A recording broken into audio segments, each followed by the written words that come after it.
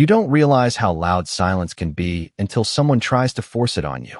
The hiss hit first, sharp and sudden, like a snake striking through the afternoon heat, and then the smell followed. Burnt charcoal drowned in cold water, smoke cut off mid-breath, as if someone had reached into the air and snapped it in half. I was still holding the tongs, mid-turn on a rack of ribs that had been slow cooking for 6 hours, when the stream of water arced across my backyard and killed the fire in seconds. Conversation stopped. Laughter collapsed into confusion. $100 brisket sat there dripping, ruined, like a punchline nobody wanted to laugh at. I didn't have to turn around to know who it was. The click of low heels on stamped concrete carried that familiar rhythm, measured, deliberate, like she owned not just the neighborhood, but the oxygen inside it. Linda Whitmore, HOA president, self-appointed guardian of community standards. The kind of woman who could smile and make it feel like a warning.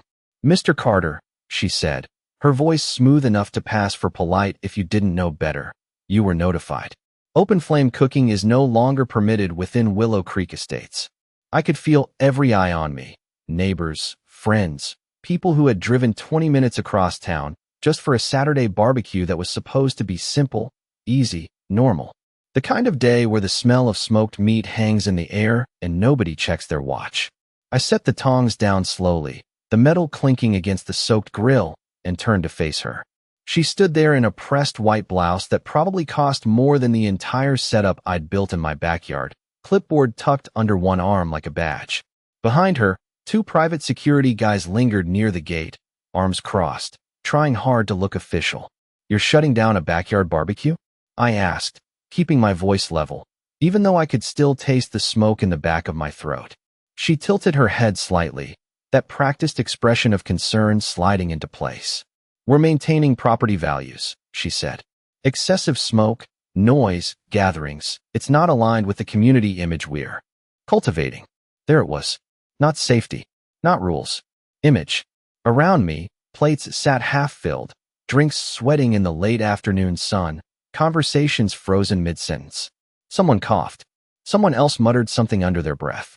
I glanced at the grill again, water still dripping through the grates, carrying the last of the heat down into nothing.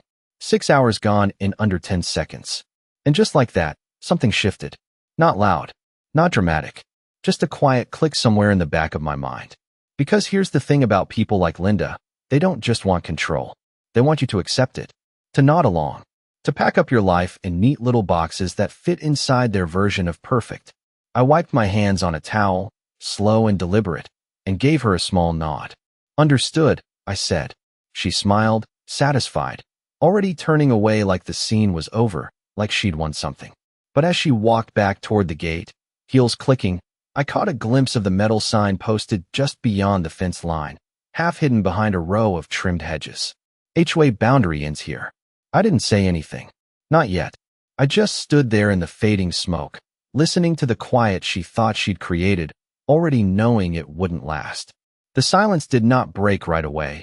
It just settled in, heavy and awkward, like a storm that never quite left the horizon, and I could feel it in the way people avoided eye contact, in the way paper plates crinkled a little louder than they should have, in the way someone turned off the speaker that had been playing low country music just minutes ago, the air still carrying that faint ghost of smoke and seasoning that had nowhere to go now, nowhere to belong, and I forced a smile, the kind you use when you are trying to hold something together that already slipped through your fingers, telling people it was fine, that we would reschedule, that rules were rules, even though every word tasted like something I did not believe, and one by one they started to leave, tires crunching over gravel, engines fading down the street, until it was just me, a soaked grill, and a backyard that suddenly felt smaller than it had that morning, like the fences had moved in without anyone touching them.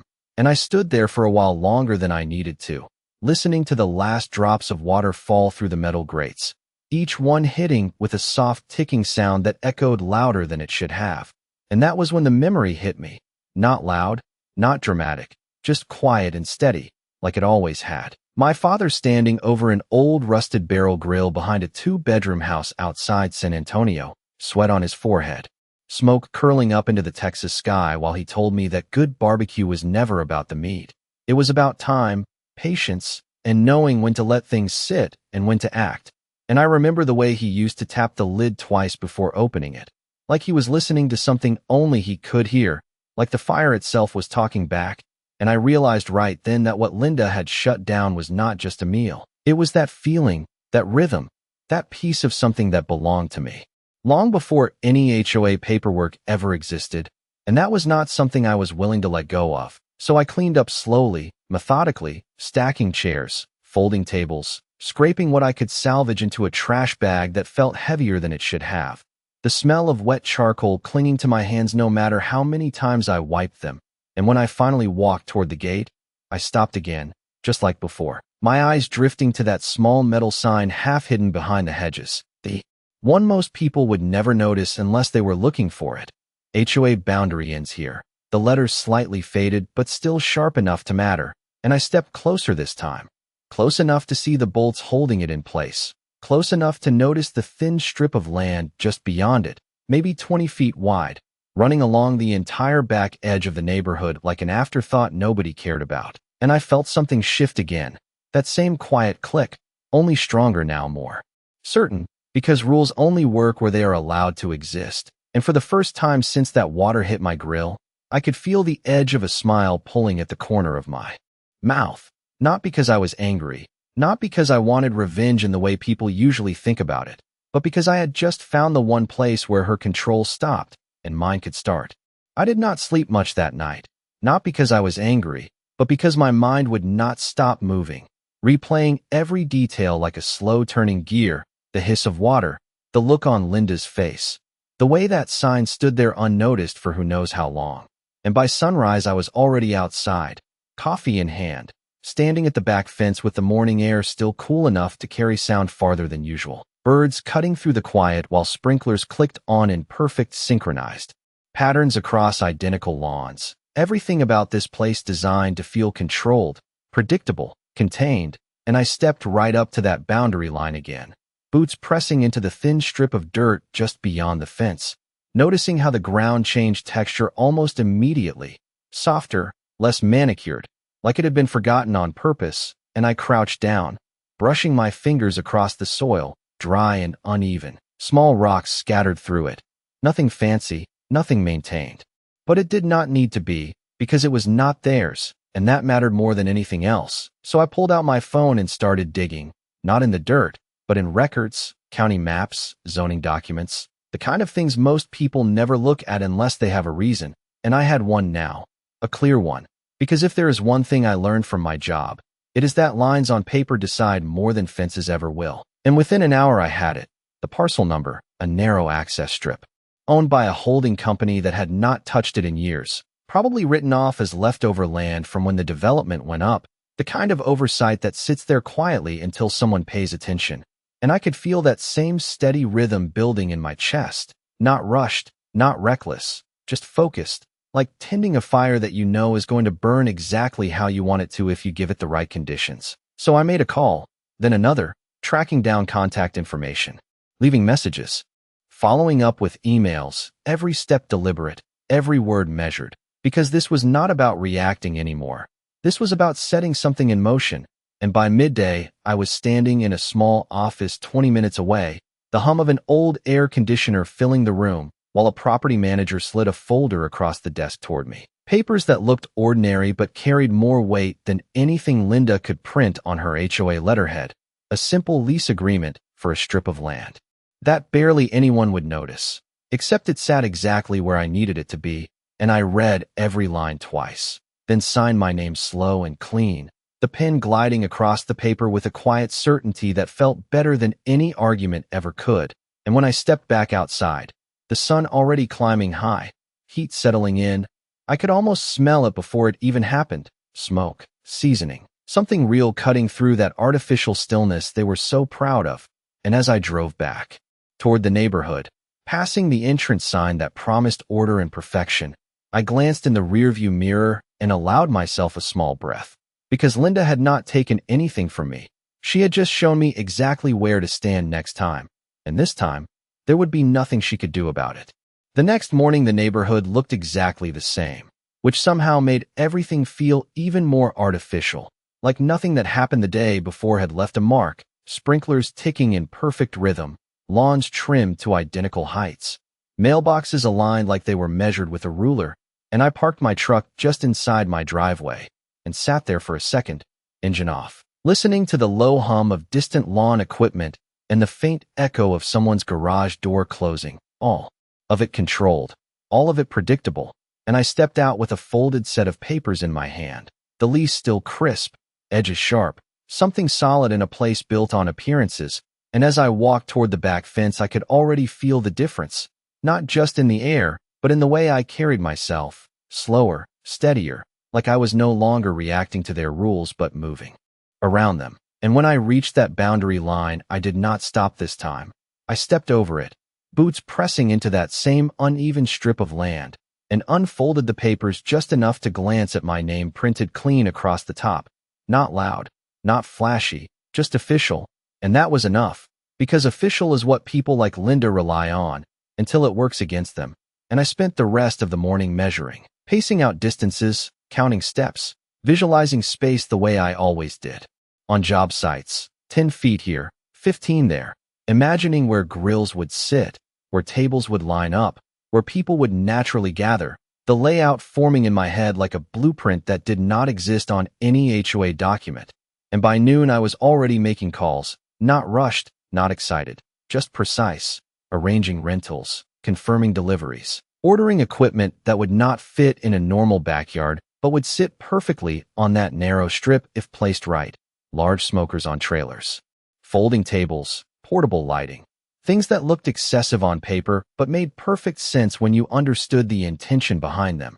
And every call ended the same way: a date, a time, a location just outside the fence line, simple directions, no mention of rules, no need to explain anything further, because this was not about asking permission anymore. And later that afternoon, I noticed movement across the fence. A golf cart rolling slowly along the path, the quiet electric motor, barely making a sound. And there she was again, Linda, clipboard in hand, sunglasses on, scanning properties like she was auditing existence itself. And when her eyes landed on me standing just beyond the boundary, something subtle shifted in her posture. Not confusion exactly, more like a hesitation, like she could not immediately categorize what she was looking at. And she stopped the cart, one foot still on the pedal, and raised her voice just enough to carry over the fence, asking what I was doing out there. And I held up the papers, not aggressively, just enough for her to see them, the sunlight catching the edge, and I said I was making plans, nothing more, nothing less. And for a moment she just stared, that controlled expression tightening slightly, like a smile that did not quite reach where it was supposed to go. And then she nodded once, slow, measured, before turning the cart and driving off, but not before glancing back one more time. And that was all I needed to know, because doubt had a way of spreading quietly, just like smoke. And as the sun started to drop, casting long shadows across both sides of that fence, I stood there looking at the space again, empty for now, but not for long. Already knowing that the next time the air filled with that familiar smell, it would not stop at the boundary she thought she controlled. The first truck rolled in just after 7 a.m., tires crunching over that rough strip of dirt like it had every right to be there. The low diesel rumble cutting through the neighborhood's carefully curated quiet. And I was already waiting, coffee in one hand, clipboard in the other, the air still cool enough to carry the smell of fresh-cut grass from the other side of the fence, mixing with the faint metallic scent of equipment being unloaded, steel legs clanking, trailer ramps dropping with a solid thud that echoed farther than it should have. And the driver gave me a quick nod before backing into position, asking where I wanted everything set up, and I pointed it out like I had been standing there for weeks, which in a way I had, just in my head, each placement already decided, each angle already tested in thought. And within minutes the space started to change, not dramatically, just enough to feel different. Folding tables unfolding with sharp snaps, large smokers being wheeled into place, their black steel bodies catching the early sunlight, looking almost out of place against the unmaintained dirt, but somehow more real than anything inside that fence. And I could hear it before I saw it. The soft electric whine of a golf cart approaching again, slower this time, more cautious, and when I turned my head Linda was already there, parked just inside the HOA line, sunglasses still on, clipboard tighter in her grip than before, watching everything without saying a word at first, like she was waiting for something to cross into her territory so she could act, but nothing did. Not a single wheel, not a single table leg. Everything stayed exactly where it needed to be, just beyond her reach, and that silence stretched for a moment before she finally spoke, asking if I had permits for what I was doing. Her tone still controlled, but edged now with something sharper, something that was not quite confidence anymore, and I stepped closer to the fence. Not aggressive, just close enough for the conversation to stay between us, and told her I had everything I needed, keeping my voice calm, steady, letting the weight of that statement sit there without explanation, and she flipped a page on her clipboard like she expected to find something written there that would give her authority over this. But the pages stayed just paper, nothing more, and behind me another truck pulled up, this one carrying coolers, stacked high, the lids popping open as they were unloaded, the faint smell of marinated meat already starting to rise into the air, subtle at first, barely noticeable, but present, and I saw it then. The smallest reaction, the way her jaw tightened just a fraction, the way her shoulders squared like she was bracing against something she could not quite define, and she reminded me again about the community standards, about noise, about gatherings, repeating rules that no longer applied where I was standing, and I just nodded, not arguing, not pushing, because there was nothing to argue anymore.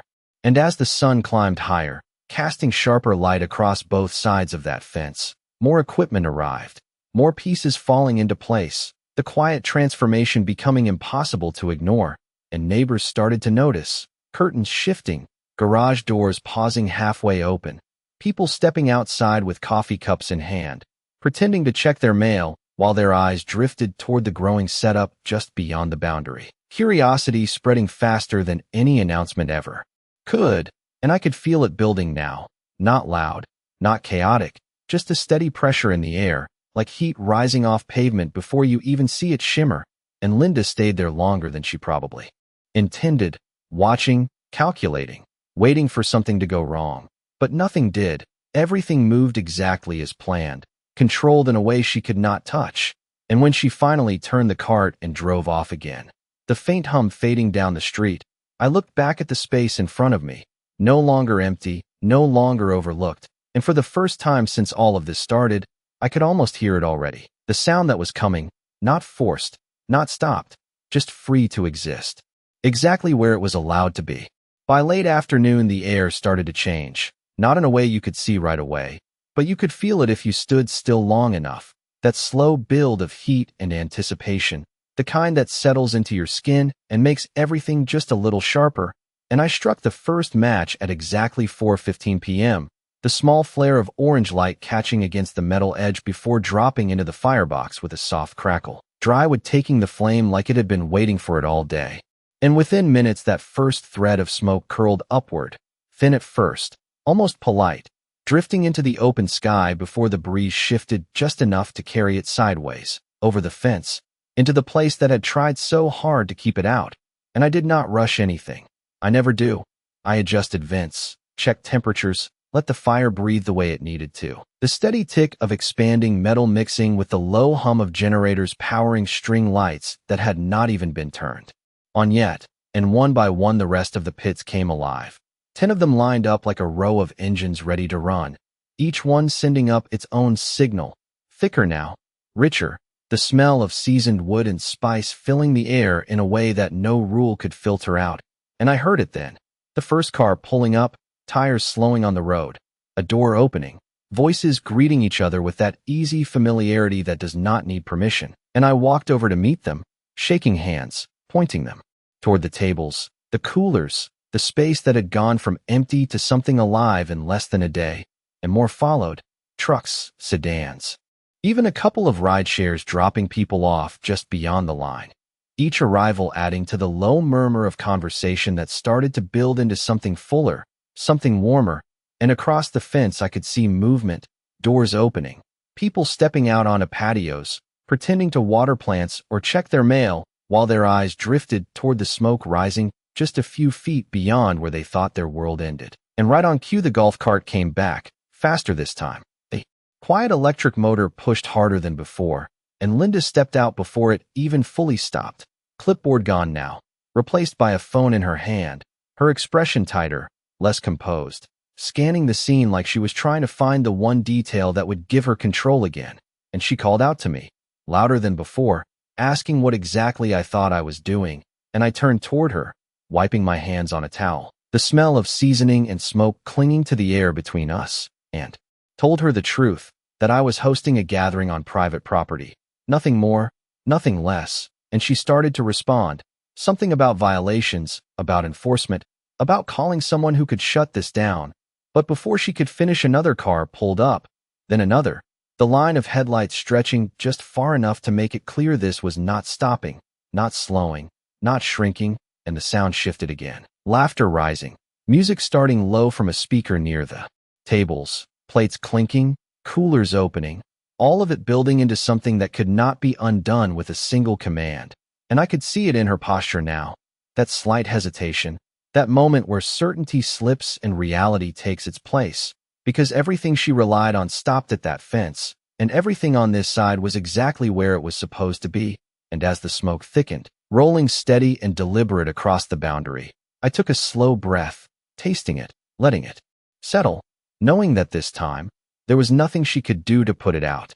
By the time the sun dipped low enough to turn the sky that deep amber color, the entire strip had transformed into something that felt bigger than the space it occupied, the glow of string lights flickering on one by one, casting warm pools of light across tables lined with trays of food, the steady hum of conversation rising and falling like a tide, and the smell, that slow, heavy, unmistakable scent of smoked meat and seasoned wood, had settled into the air in a way that could not be ignored, drifting over the fence in steady waves, carried by a light evening breeze that seemed to know exactly where to go, and I could see it happening in real time on the other side.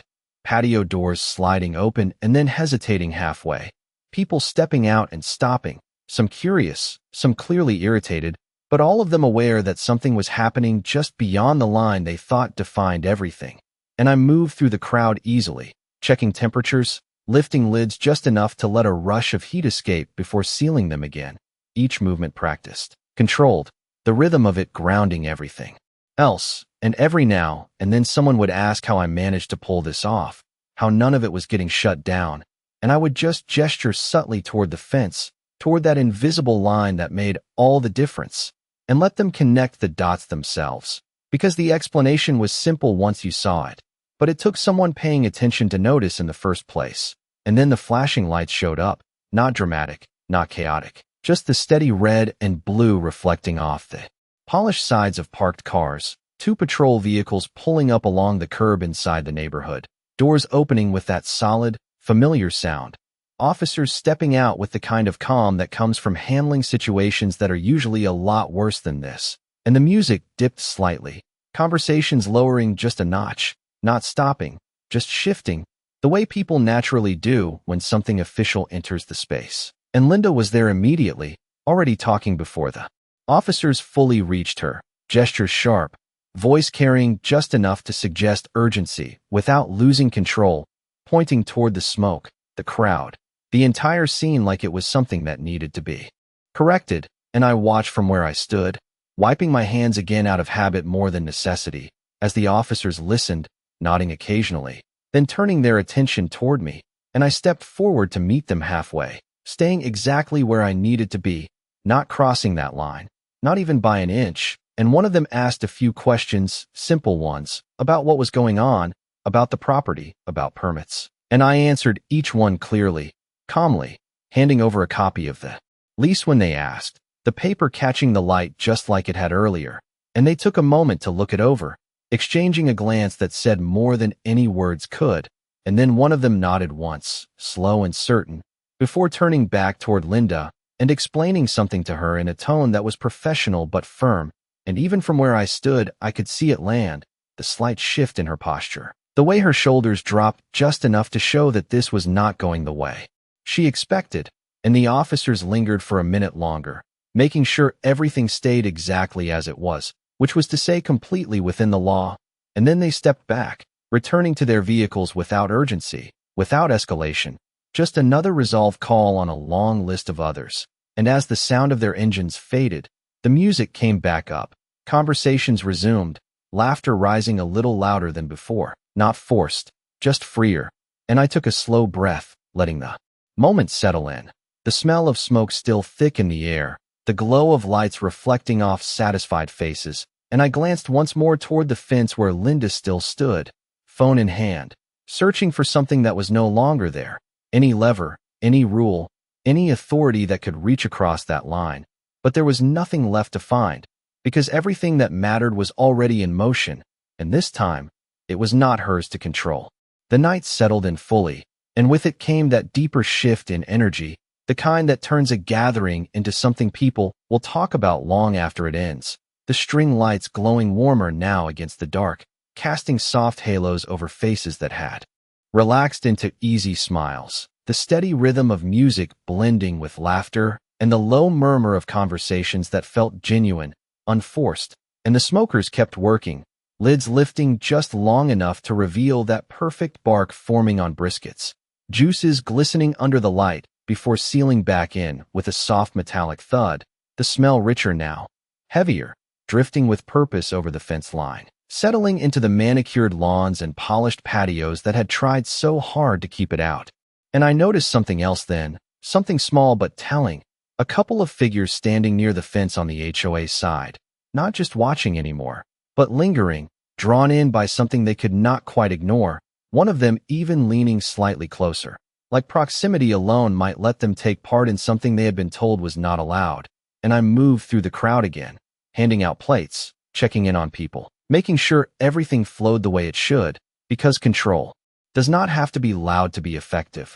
And every now and then I would glance toward that boundary, where Linda still hovered, her presence quieter now, less commanding, phone still in hand but no longer in use, like she had run out of numbers to call, out of options to try.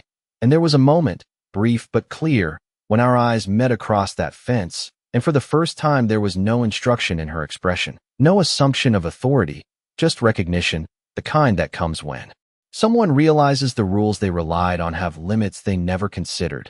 And she turned away shortly after, stepping back toward the path, her movements slower, more measured, like she was recalibrating something that no longer fit together the same way. And the space she left behind felt different, lighter somehow, like pressure had been released without anyone needing to say it out loud. And the night kept building, more people arriving, some from outside the neighborhood, some clearly from inside who chose to step around the long way just to stand on this side of the line, blending in without making a point of it, because sometimes the quiet decisions carry more weight than anything spoken. And I watched it all unfold with that same steady calm, adjusting a vent here, turning a rack there, letting the fire do what it was meant to do, because good barbecue, like anything worth doing right, is about patience and timing, about knowing when to let things develop on their own. And as the hours passed, the scene held together without strain, without interruption, everything exactly where it was supposed to be. And when I finally stepped back for a moment, taking it all in, the lights, the people, the sound, the smell that had crossed every boundary without asking, I understood something simple but undeniable, that control only works as far as it is allowed, and beyond that, it is just noise that fades into the background. And tonight, that noise had nowhere left to go. The night did not end all at once. It eased out slowly, like heat fading from coals that had done their job. The music softening, conversations stretching into those longer pauses that only happen when people are not in a hurry to leave. And I stood near the last smoker as the lid lifted one final time. The rush of warm air carrying that deep, rich scent that had filled the entire evening, the kind that settles into your clothes, your hands, your memory. And I let it linger for a second before closing it again with a quiet, final click, the metal cooling, ticking softly as it gave up the last of its heat. And around me people started gathering their things, folding chairs, tossing empty cups, offering handshakes and nods that said more than words ever could, because everyone there understood something had happened that was not just about food, not just about a gathering, but about a line that had been tested and found to be smaller than it claimed to be. And as the last few cars pulled away, headlights sweeping across the dirt before disappearing down the road, The space began to return to what it had been that morning. Empty, quiet, overlooked, but not the same. Not anymore. And I took my time packing up, stacking what needed to be stacked, wiping down surfaces, the routine simple, familiar, grounding. And when I finally walked back toward the fence, the neighborhood on the other side looked unchanged at a glance. Lights still glowing from identical windows, lawns still perfectly kept, but there was something different in the way it felt, like a layer had been pulled back just enough to show what was underneath. And Linda was there again, not in a golf cart this time, just standing near the path, arms at her sides, no clipboard, no phone, just watching. And for a moment neither of us said anything. The quiet between us no longer forced, just present, and I stepped up to the boundary line, stopping exactly where I had all along. And she looked at the space behind me, the now empty strip that had held 100 people only hours before, and then back at me. And there was no anger in her expression, no command, just a kind of realization settling in, slow and unavoidable, like smoke that finds its way into every corner no matter how tight you seal things. And she asked, almost under her breath, how I managed to do it. And I thought about answering in detail, about explaining the lease, the boundary, the rules that stop where they are written and nowhere else. But I did not, because the answer was simpler than that. So I just nodded toward the sign, the same one that had been there long before either of us paid attention to it, and said it was never about breaking rules, it was about knowing exactly where they end. And she followed my gaze, her eyes settling on those small, faded letters for a second longer than before, and then she gave a slight nod, not agreement, not approval, just acknowledgement, and turned to walk back toward the quiet she had tried to protect, her steps slower now, measured in a different way. And I stood there for a moment after she left, listening to the last faint sounds of the night, the distant hum of a car, the soft rustle of wind moving through the hedges, and I realized something that had been there from the start, but only made sense now. That control is never about how loud you are or how many rules you can write. It is about understanding the limits of where those rules actually apply, and once you see that line clearly, once you stand just outside of it, everything changes, because the power they think they have was never as big as it looked from the inside. And as I turned back toward my house, the faint smell of smoke still clinging to the air behind me, I allowed myself a small, quiet smile, knowing that nothing had been taken, nothing had been forced, everything had simply been placed exactly where it belonged, and that was enough.